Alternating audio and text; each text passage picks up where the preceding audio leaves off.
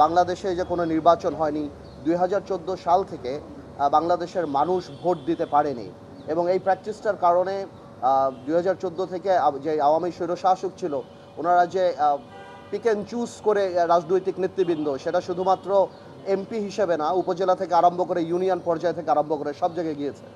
তো সেই প্র্যাকটিসটাই যাতে না থাকে, এখনও যে মানুষের একটা আকাঙ্ক্ষা যে নির্বাচিত জনপ্রতিনিধিদের মাধ্যমে তাদের প্রবলেম সলভ হবে, তাদের যত সমস্যা আছে তার সমাধান হবে, সেটা আমরা উপলব্ধি করি এবং বাংলাদেশের মানুষ তাকিয়ে আছে একটা নির্বাচনের জন্য।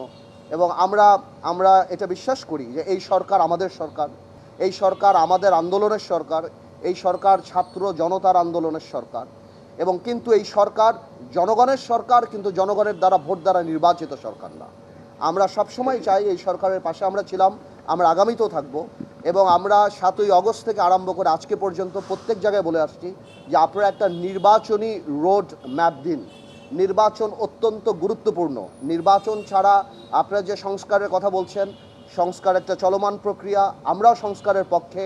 তবে এটাও বাস্তব যে সংস্কার আপনারা করেন, কিন্তু বড় সংস্কার করতে হলে জনগণের ম্যান্ডেট ছাড়া সেই সংস্কার যদি হয় তাহলে সেই সংস্কার খুব কঠিন হবে না, খুব শক্তভাবে থাকবে না।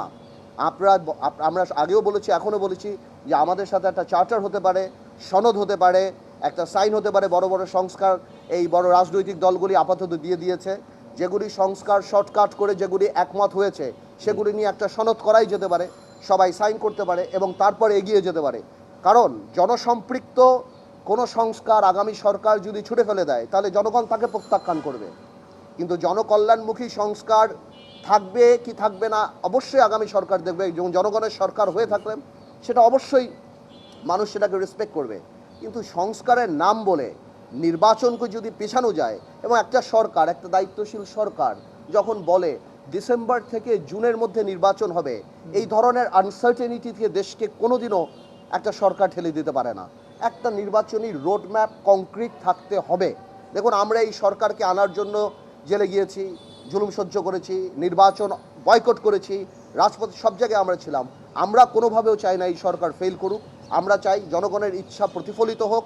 এই সরকার সংস্কার করুক, যেটার পাঠ আমরা।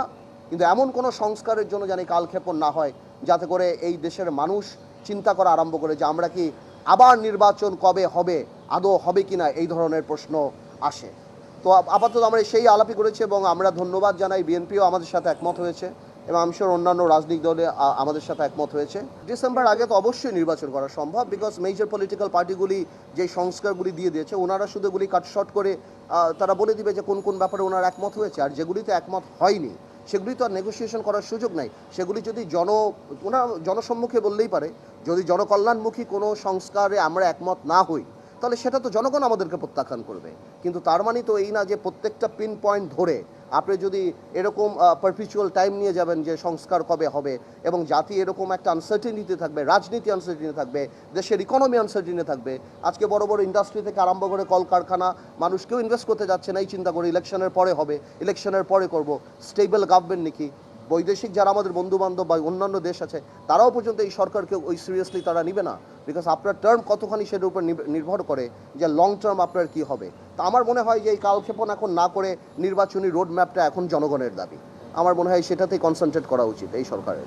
একটা মহল তো চাবে এটাকে ঘোলাটে করার জন্য, যেটা আমি আগে বললাম যে এখানে যদি কোনো দ্বিমত হয় সেটা তো গভর্নমেন্টের এটা তো জনগণের ম্যান্ডেটের উপর নির্ভর করবে। আপনার তো কোনো সুযোগ নাই আপনি কাউকে বাদ দিয়ে সংস্কারটা করার। দ্বিমত তো থাকতেই পারে, প্রত্যেকটা রাজনৈতিক দল তার নিজস্ব মতামত থাকতে পারে, বাট আমাদের কথা হলো যেই সংস্কারগুলো সবাই একমত হয়েছে এবং বাকিগুলি যেগুলিতে একটা ন্যাশনাল সনদ নিয়ে বা একটা চার্টার করে নির্বাচনমুখী হয়ে গেলেই হয়। আপনি 50টা রাজনৈতিক দল 50টা ব্যাপারে অনেক কিছু ওপিনিয়ন থাকতে পারে, তার উপরে ভিত্তি করে ওই একমত হব ওই চিন্তা করে আপনি তো আর এই নির্বাচনকে পিছিয়ে নিতে পারেন না।